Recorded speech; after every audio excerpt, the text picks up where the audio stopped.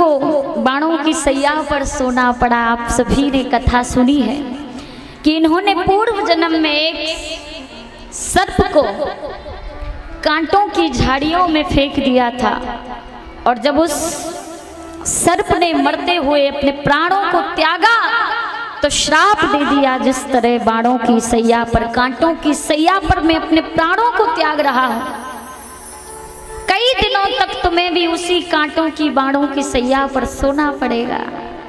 तो प्यारे, ये कर्म की गति ऐसी प्रबल है कि इस कर्म की गति से हम बचने वाले नहीं हैं।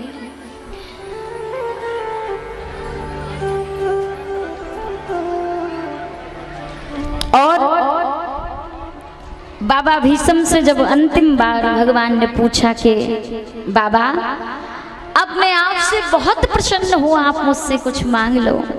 बाबा भीष्म ने कहा, नाथ अब मैं आपसे क्या मांगूं? हरम के पुजारी हरम चाहते हैं, करम के पुजारी करम चाहते हैं, ना हम खुशी चाहते हैं ना हम गम चाहते हैं, जो तुम चाहते हो वही हम चाहते हैं, जो तुम चाहते हो वही हम चाहते हैं।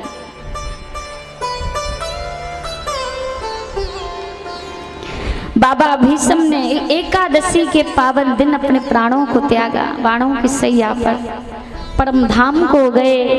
बोले भक्ति वत्सल भगवान की जय। भगवान द्वारिका गए। 125 वर्ष की लीला को भगवान ने पूरा किया। 11 वर्ष 56 दिन तक ठाकुर जी ब्रज में रहे।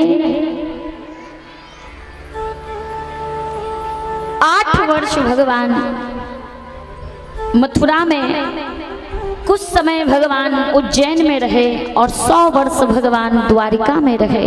इस तरह 125 वर्ष की लीला को पूर्ण करके जब भगवान जाने लगे तो भगवान ने अर्जुन को बुलाया और कहा, अर्जुन, ये समुद्र, ये सोने की द्वारिका समुद्र में डूबने वाली है।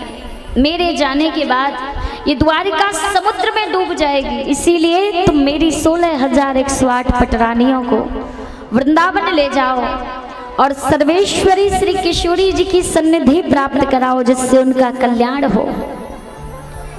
उद्धव जी दौड़ते हुए भगवान के पास पहुंचे। उद्धव ने कहा, नाथ आप तो जा रहे हो, लेकिन हम कैसे जीवित रहेंगे? भगवान ने कहा कि मैं कहीं नहीं जा रहा।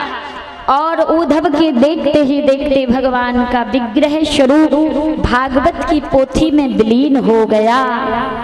तब से इस भागवत की पोथी को पोथी नहीं बल्कि साक्षात कृष्ण कहा जाता है। तनेयम बांग मयि मूर्ति प्रत्यक्षा वर्तते हरे।